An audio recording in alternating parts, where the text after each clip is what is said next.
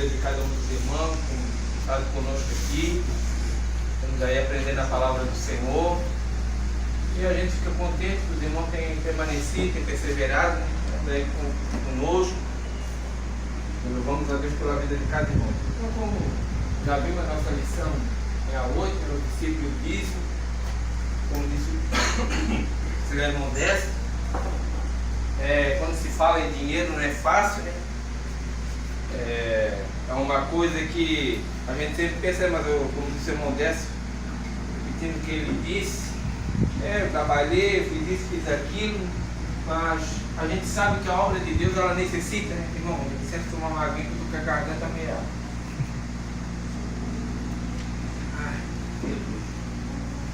Então vamos lá, meus irmãos.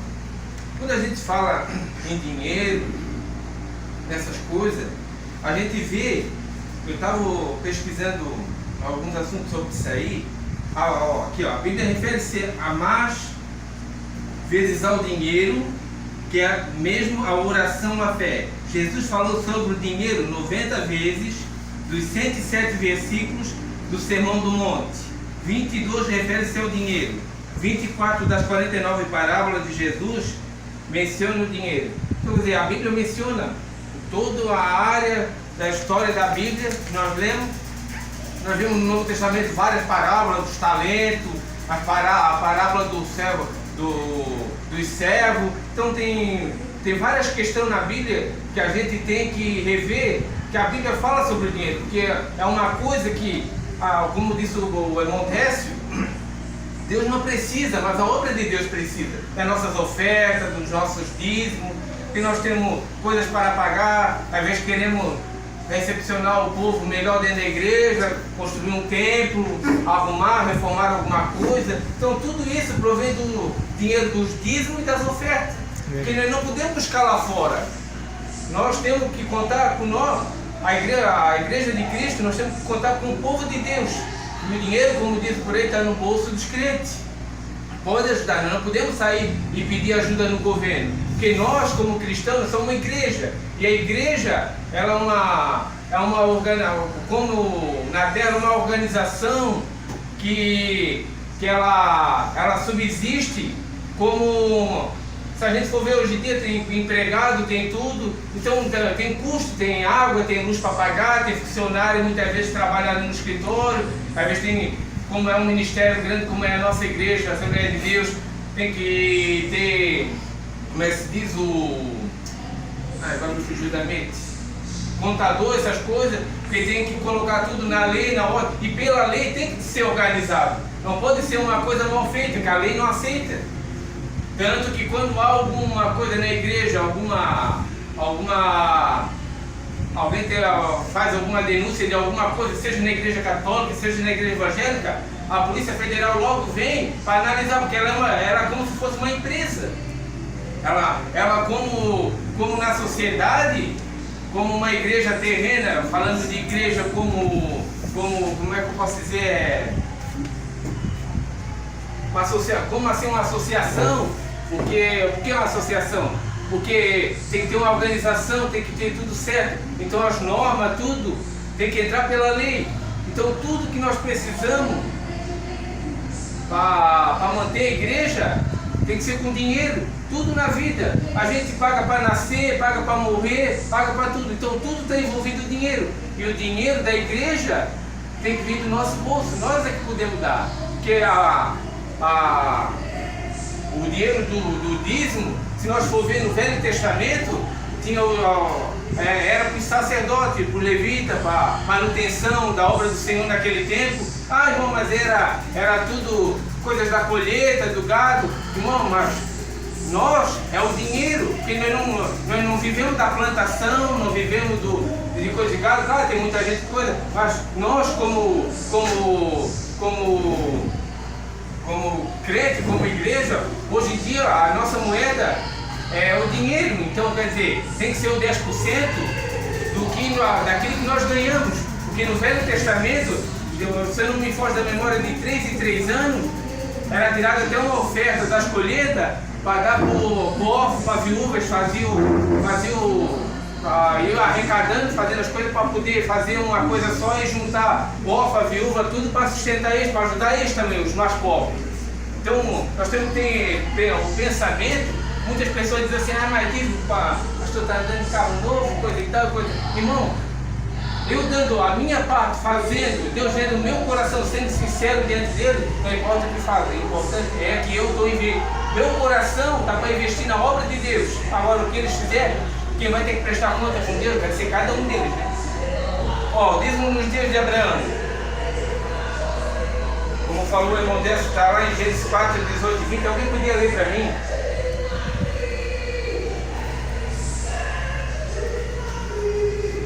Porque, meu irmão, se nós for ver, nós somos mordomo. O que é um mordomo?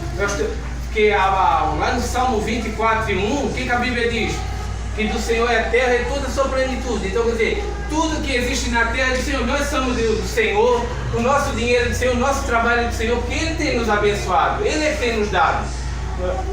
Eu acho que nessa nossa lição aqui, fala pagar o dízimo. Eu não digo pagar dízimo, eu digo devolver. Porque nós estamos devolvendo aquilo que é do Senhor. Porque foi Ele que nos abençoou, Ele que nos deu o trabalho, nos deu a saúde. Então, se nós estamos congregando, estamos frequentando a igreja de Cristo, nós temos que usar esse dinheiro em prol da obra de Deus.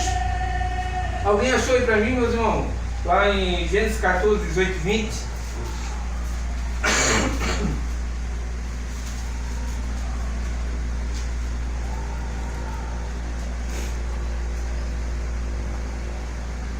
Pode ler, irmão. E Melquisedeque, rei de Salém, trouxe pão e vinho, e era este sacerdote do Deus Altíssimo.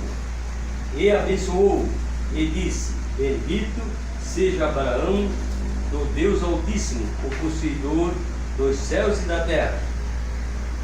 E bendito seja o Deus Altíssimo, que entregou os teus inimigos nas tuas mãos, e deu-lhe o dízimo de tudo. Então, quem era Melquisedeque? Melquisedeque era contemporâneo de Abraão, foi rei de Salém, sacerdote de Deus. Abraão, ele pagou os dízimos e foi por ele abençoado. Aqui a Bíblia tem como uma prefiguração de Jesus Cristo, que é tanto sacerdote como rei. Então aqui, Melquisedeque, eu já vi muitos erros, muitas pessoas, hoje em dia foi corrigido isso aí. Muitos achavam que era Jesus encarnado, Melquisedeque. Outros diziam que Melquisedeque era um anjo. Outros diziam que era isso, era aquilo. Não, Melquisedeque, a Bíblia nos fala que ele era um tipo de Cristo, é um tipo. Ele simbolizava o mesmo que Cristo, que ele tinha o mesmo, como é que diz aqui? Tanto sacerdote como rei e sacerdote de Cristo, segundo a ordem de Melquisedeque. Então, ele era um tipo de Cristo, meu irmão. Ele não era Jesus Cristo encarnado, ele não era um anjo, não era nada disso.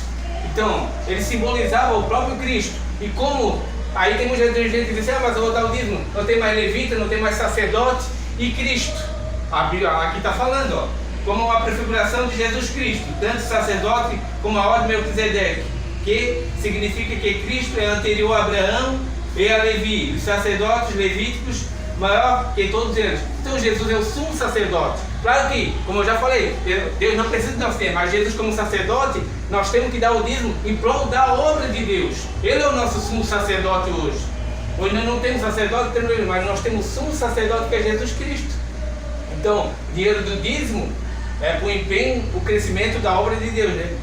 Lá em Malaquias 3:10, alguém podia ler para mim?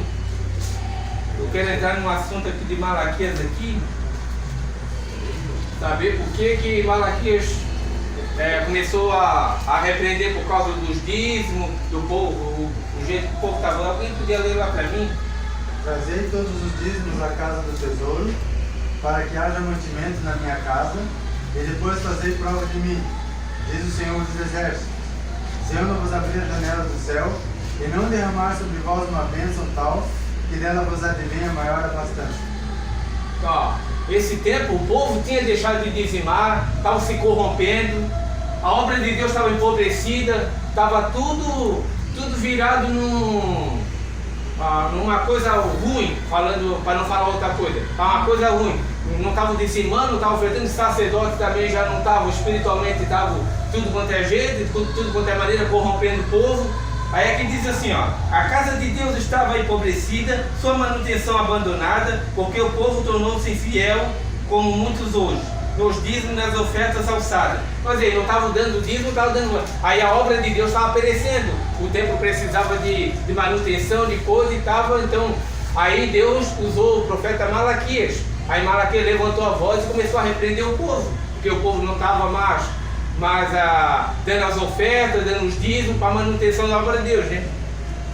A mensagem profética de Malaquias expôs publicamente o problema, reprovando e desafiando o povo a retomar o caminho bíblico para que fosse outra vez abençoado.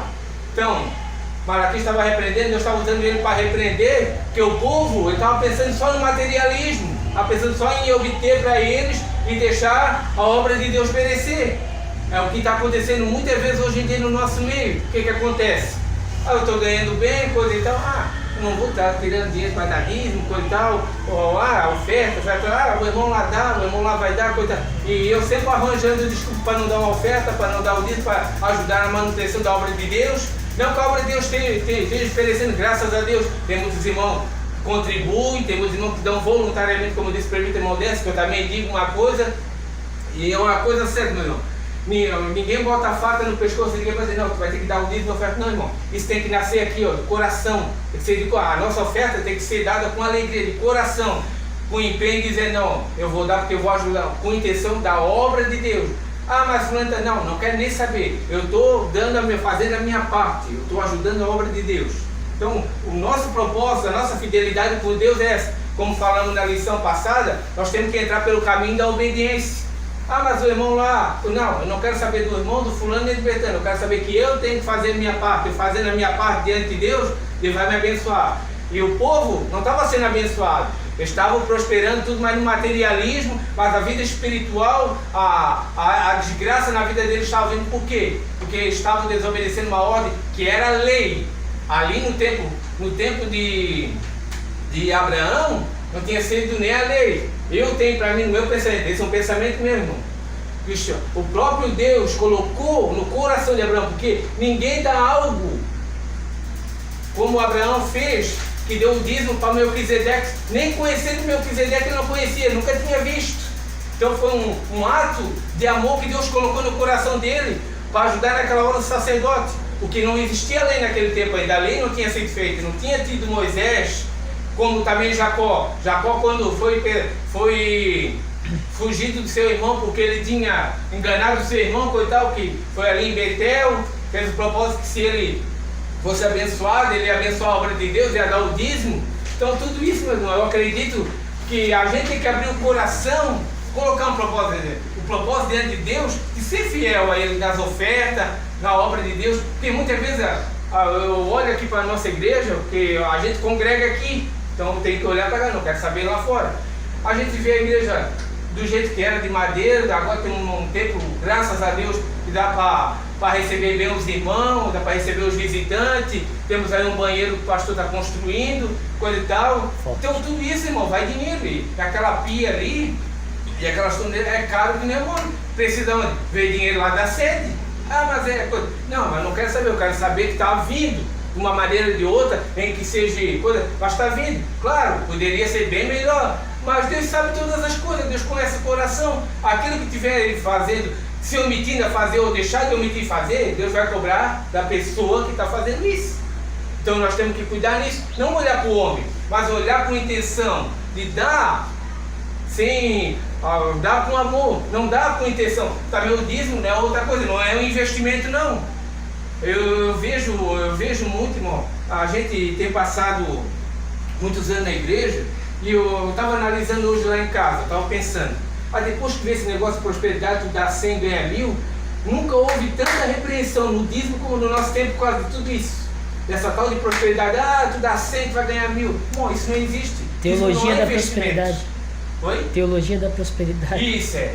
Então, depois que saiu isso aí, é que vem esses embates. Muita gente diz, mas dízimo é do Antigo Testamento, no Novo não se dá, que não tem levita, a Bíblia não diz isso, não diz aquilo, por causa dessas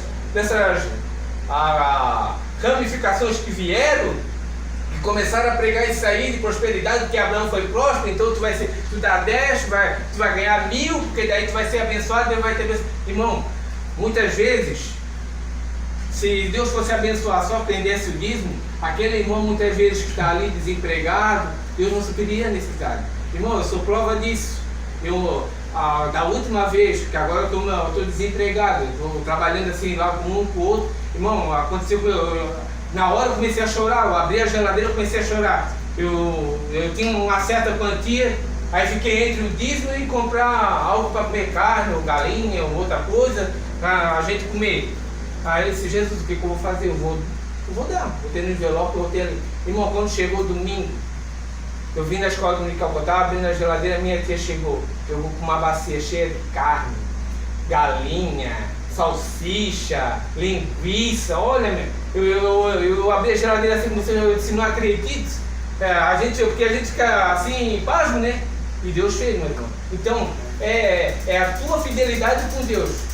Isso é um caso de fé, tens que colocar a tua fé em ação, porque a Bíblia diz que aquele que duvida é como uma onda do mar, né? Bate de um lado para o outro então nós temos que tomar esse cuidado. Temos que ser fiel a Deus.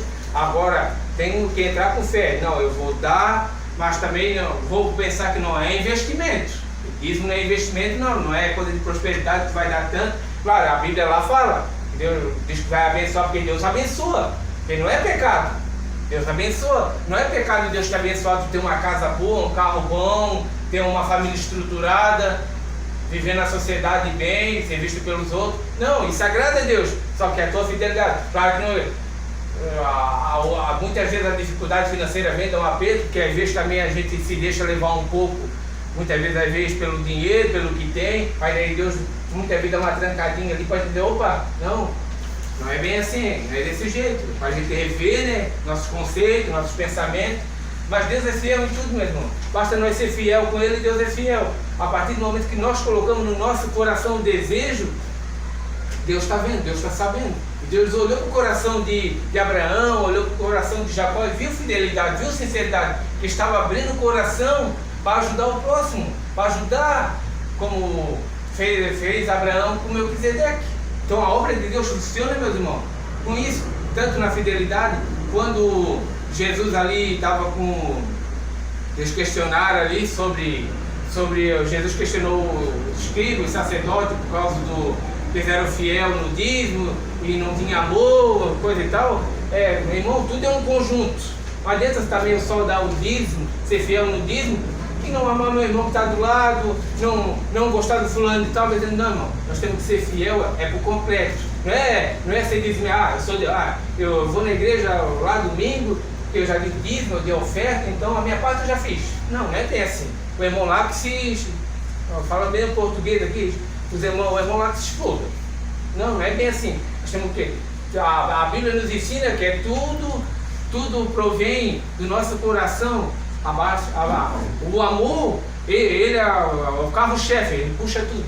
Então nós tendo amor, sendo fiel a Deus, Deus vai abençoar a nossa vida, né? Aqui a moral, segundo o texto declara Malaquias 13, versículo 6 e 18, Israel tinha abandonado os princípios morais da obediência, a fidelidade a Deus tocante aos dízimos e às ofertas alçadas. O apego às coisas materiais tem sido o elemento maior de dificuldades para muitos servos de Deus. O amor ao dinheiro é o maior que o amor a Deus, é um tropeço na vida cristã. Quando as pessoas se afastam das leis de Deus, estabelecidas na sua palavra, necessitam de uma restauração moral e espiritual. Então o povo estava assim, precisava de uma restauração, precisava consertar a vida diante de Deus, para que Deus pudesse vir abençoar eles, para que eles pudessem ser prósperos, né? Não só ser próspero financeiramente, mas ser próspero espiritual, ter a presença de Deus na vida, ter comunhão com o irmão, ter comunhão com o pastor da igreja, viver, irmão, aquele amor ágape, o amor de Deus no nosso coração, viver unido, viver junto, pensando sempre um no outro, ajudar um no outro. Tudo isso faz parte da fidelidade, com o dízimo, com as ofertas, porque a Bíblia bem diz, o próprio Jesus disse, se eu for dar minha oferta e eu tiver algo contra o meu irmão, eu tenho que chegar lá e pedir perdão, deixar a oferta aqui no altar ir lá e pedir perdão para ele primeiro para depois poder ofertar. Então, por quê? Porque é um complemento. O amor, a Bíblia diz que o amor tudo supera, o amor tudo crê. Então, tudo é abaixo da gente ser completo diante de Deus, ser fiel, a fidelidade e a obediência, né? Acompanhados juntos. O significado do dízimo na Bíblia. Sentido literal. Dízimo é o hábito de regular pelo qual um cristão procura ser fiel, ensina as Escrituras, separa para Deus 10% de sua renda, como um reconhecimento da dávida divina. Ele reconhece que Deus é o Senhor de tudo que temos. Então é um reconhecimento, né? Então eu não estou pagando dízimo, estou devolvendo para Deus, porque nós temos que reconhecer que Deus é soberano sobre todas as coisas, sobre a nossa vida. Se nós temos saúde, se nós estamos vivos, é porque Deus deu o livramento nesse dia para nós. Quantas pessoas nessa hora estão partindo para a eternidade? Umas barradas, um tirando a vida do outro, um atravessando a estrada, coisa então. Poderia acontecer com nós, poderia, porque é o curso da vida, mas Deus usou de misericórdia de nós estar vivo hoje aqui, para ouvir a palavra do Senhor, para aprender a palavra de Deus. Então tudo isso, meu irmão, Deus ele é supremo, Ele conhece todas as coisas, Ele sabe quando nós estamos com o nosso coração em obediência, a nossa vida em obediência, o nosso coração amando a Deus sobre todas as coisas, né? Que é o primeiro mandamento, depois amar o irmão, né? Então vamos aqui para o sentido conceitual. Dízimo é a 10ª parte de um todo. É considerado que Deus é a fonte de toda a possessão material. Quando o crente reconhece que tudo temos herdado de Deus, aqui eu já li, estou perdido, é sentido moral. O dízimo é um testemunho de bondade criadora de Deus. Quando entregamos dízimos, provamos a nossa dependência de Deus, as suas bênçãos. Entregar os dízimos é reconhecimento da fidelidade de Deus. Então, é fidelidade. Quando um crente se recusa a entregar, é porque ainda não reconheceu plenamente o senhorio de Deus. Esse crente pensa que ele é mesmo o dono daquilo que tem. Porque muitas vezes nós se achamos o dono, né? O serviço é meu, quem andei atrás, Deus não tem nada a ver com isso, não. Não, irmão. A Bíblia diz que a porta que Deus abre, ninguém fecha. A porta que fecha, ninguém abre. Então é assim, a gente tem que ter consequência de a consciência que tudo que acontece na nossa vida é Deus. Deus, ele é, como eu já falei, Ele é que comanda tudo está no controle dele, tudo está na mão dele. Então nós não podemos retroceder, né? Não podemos voltar atrás.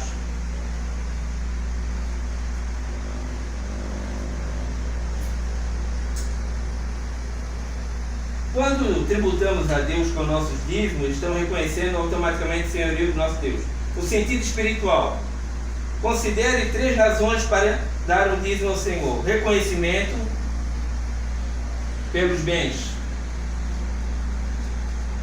Então, meus irmãos, aqui vai repetir o que eu já falei lá. Nós vamos passar aqui para a nossa lição, que já é 9h35. Eu só queria ler aqui, reconhecimento da soberania e bondade de Deus. 8h35. 8h35. Tem mais uma hora, não se preocupa. Não se preocupa entender. Já estou vendo quase 9 horas lá. É a vista.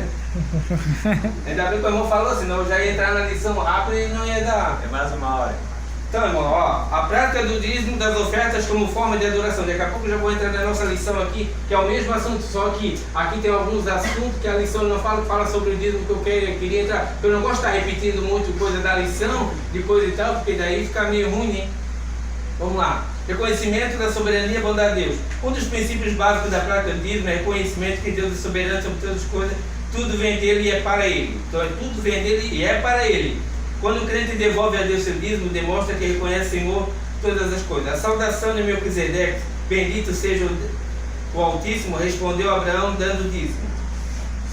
O princípio da devolução do dízimo demonstra que somos dependentes de Deus. É lamentável que alguns crentes ignorem esse fato, agem como as suas conquistas materiais fossem apenas mérito dos seus esforços. É o que eu já falei, né? O reconhecimento do valor do próximo. Deuteronômio registra que havia um tipo de dízimo que deveria ser repartido entre os pobres. Alguém poderia ler para mim lá em Deuteronômio 14, 28?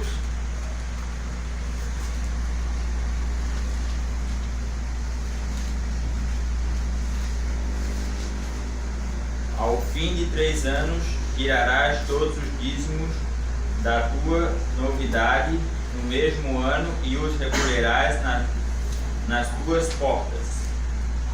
Olha, leu o 29 e 30. Então virá o levita, pois nem parte nem herança tem contigo, e o estrangeiro, e o órfão, e a viúva que estão dentro das duas portas, e comerão e fartar-se-ão, para que o Senhor teu Deus te abençoe em toda a obra das tuas mãos que fizeres. Olha, então, aí, ó, vê.